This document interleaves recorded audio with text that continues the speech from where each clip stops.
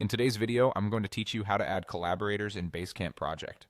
By the end, you'll know exactly where to click, what to type, and how to make sure the right people get access to the right project without any confusion.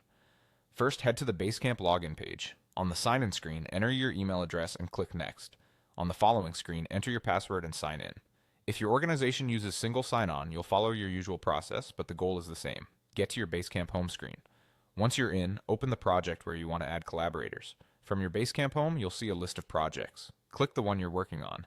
Take a second to confirm you're in the correct project, especially if your team uses similar naming conventions.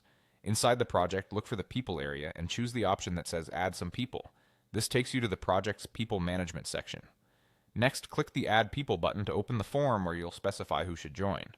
In the form, start typing your teammate's name. Basecamp will search your account's directory and suggest matches as you type. Pick the correct person from the list. If you don't see them, that usually means they haven't been invited to your Basecamp account yet. In that case, they need to be invited to the account first before they can be added to this project.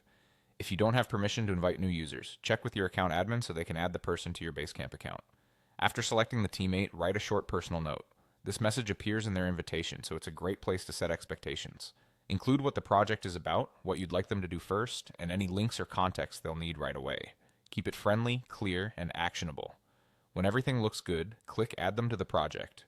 Basecamp will send a notification, and the person will immediately gain access to the project's tools and conversations. They'll see your note, the project name, and any relevant activity as soon as they join. If you need to fine-tune access later, you can always return to the People area to adjust who's in the project or remove access if needed. That's it, you've successfully added collaborators to a Basecamp project. Follow these steps each time you bring someone new on board, and you'll keep your projects organized, secure, and moving forward.